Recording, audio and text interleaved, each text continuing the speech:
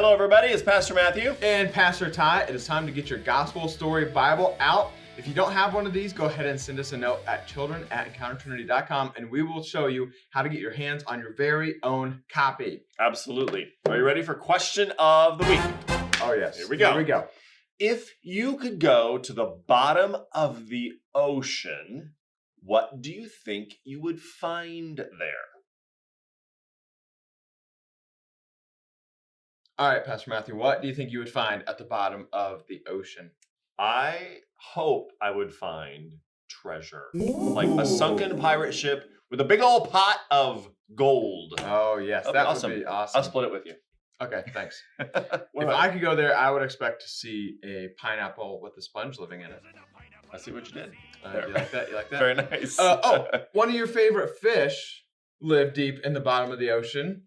The one with the little flashlight. Oh, the angler. Angler The fish. flashlight. Those are creepy. I don't know why I know that's one of Oddly your strange. favorite fish. I don't know why you know that either. I do. All right. All right, we should move on. Let's get into the story.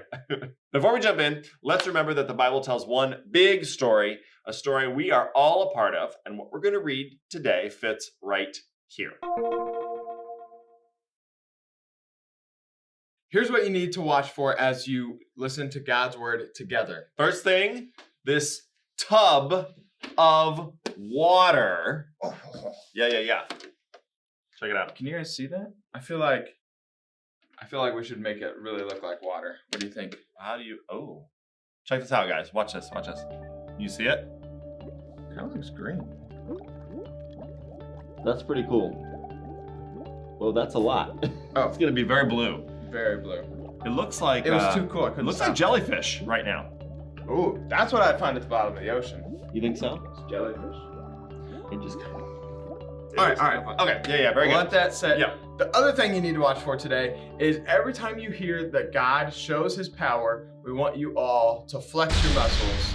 Guns. Throw your guns. Super gecko muscles whenever you hear God shows his power. Yes, and of course you can always raise your hand if there's something you're wondering about, because that's a good thing for you guys to pause and talk about as a family as well. So now choose your reader for today. You're going to pause the video and you are going to open to story 32, which starts on page 64. It's called God Parts the Red Sea. Pause the video and press play when you're done reading.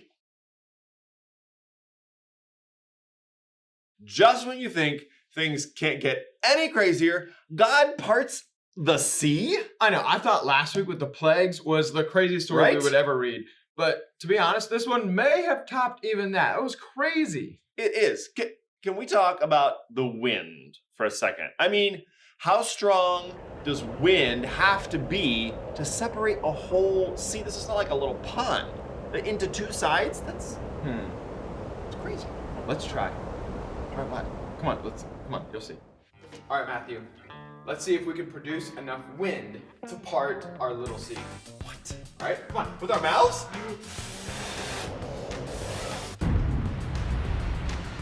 Ooh, I have another idea. What? Okay, do you think this could do it? Ooh. A blow dryer produces a lot of wind. Interesting. Does it work? Yes. Okay. It works. That's better. Not quite. We need more power. More power. I have one. I have an idea. All right. Hold in the big guns. Are you ready my goodness. to part the I'm sea? gonna move out of the way. Oh, it's turned around. That is nothing. That's lame. Dumb. We need more power. All right, here we go. Oh no. Are you ready? Oh We no. got the big This guns. awesome. I bet we can part it. What do you think? Part? Trinity kids, what do you think? Yes or no? Here we go. Yep. That's Is it working? No. Is it parting? It's really wet. I feel like Moses. Okay. So I guess that wind had to be pretty stinking strong because that was a total fail. Yeah, for sure. And now here's what I wonder. I wonder, did it blow and separate the sea into two sides and the walls? and then the walls just like stayed still? Did they like stay there? Or did the wind have to keep blowing the whole time while they crossed through the middle? Oh. Yeah, I never thought about that before.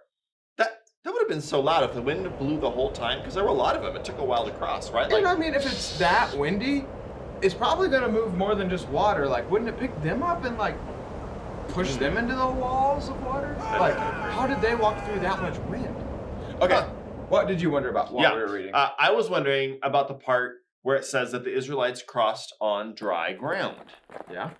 Well, What about it? okay. There was no water. That's true. But isn't it pretty amazing to think about that the ground was dry to begin with? I mean, the water had just been blown away. And normally if you think about like muddy ground, it doesn't just dry like that. It takes a while, right? Yeah, to that's dry. true. So That's true. it seems like God made that happen pretty quickly. Yeah. Right after the water. I think that's true. But maybe the wind was so powerful that it just dried up the ground right That's away. true. If it was blowing the whole time, I guess it could have dried it pretty quickly. Could be. But anyway. But then they wouldn't be able to walk. That's true. That's so many questions. But even after the ground gets dried up for the Israelites, did you notice that it says that when the Egyptians tried to chase them in their chariots, their chariot wheels got stuck? So tell me this, how could chariot wheels get stuck in dry ground?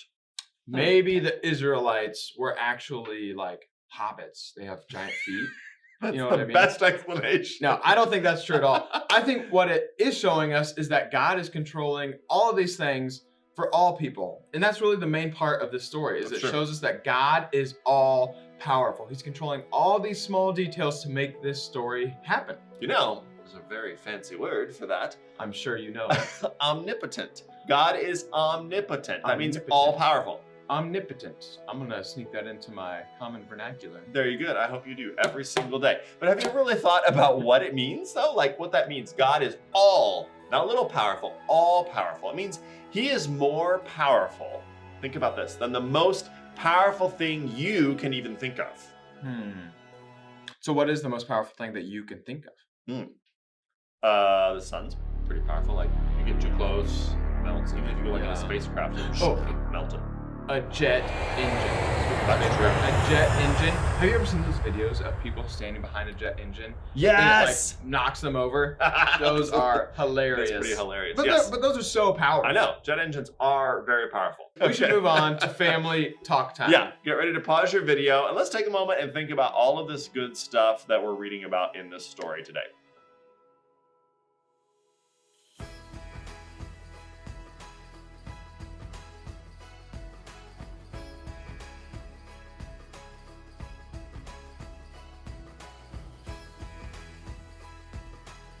Now it is time for family prayer time. We're going to pause our video one more time and pray together as a family. And today, as you pray, ask God to help you see his power.